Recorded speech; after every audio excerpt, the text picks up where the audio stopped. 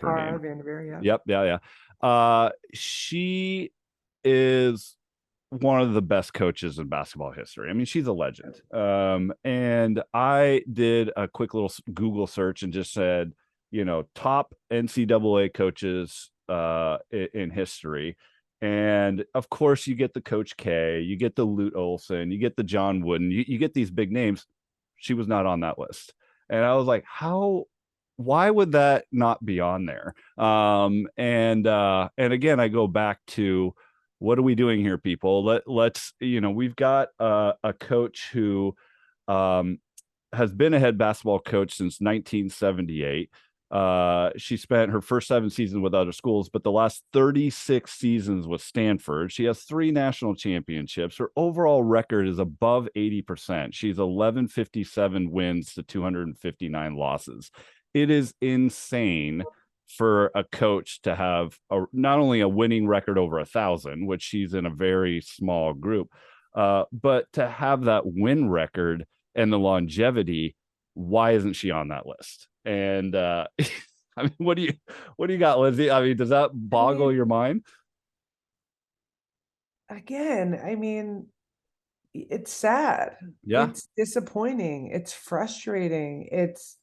But it does not surprise me. It Mm-hmm. doesn't. I mean, there's a natural instinct in sports to not acknowledge the accomplishments of women. Mm-hmm. It's true. I mean, and certainly not, well, she's on her own list for women's coaches, right? Or Mm-hmm. well, does it really compare? Does the level compare to the men's coaches, right? Um, I guarantee you all of those top men's coaches would say she should be on the list. Yeah. Oh, yeah. But I mean, we're not there. We're We're not not there yet there. still. Yeah. Yeah. Yeah. You're absolutely right. And again, I keep referencing this conversation is because we need more conversations like this. We need more people recognizing this crazy imbalance, even in today with all the strides that have been made. And I don't want to take any of that away because there has been huge strides, especially in the past. I mean, even a couple of years, let alone 20 years, but we still have a long ways to go to shift our perspective. And again, like you said, give the respect that we need within the system.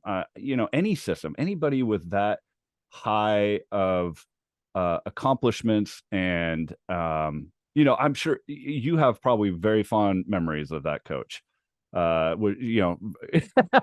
And to be a coach to push for championships, you're also going to not have fond memories. I, Yeah. I I get that. Their goal is to take their athletes and win, but you can't deny that she was out there for a singular purpose to lead the ship to success.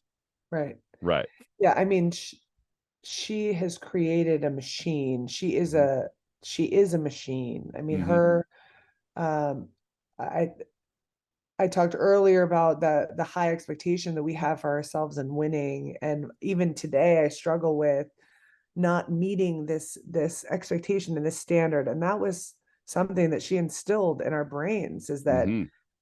losing isn't enough, like winning by 20 isn't enough, like more, more, Mm-hmm. more. And she's done that year after year after year within a system that has worked, that she has fine-tuned and tweaked over time. Mm-hmm. um it's bananas. I mean, she's one of the greatest of all time. I think, Yep. to your point, it was not all roses, that's for Yep. sure. Oh, It's yeah. falling into a system, and abiding by a specific system can be hard when you have to relinquish some of your identity and what you want to put into the game.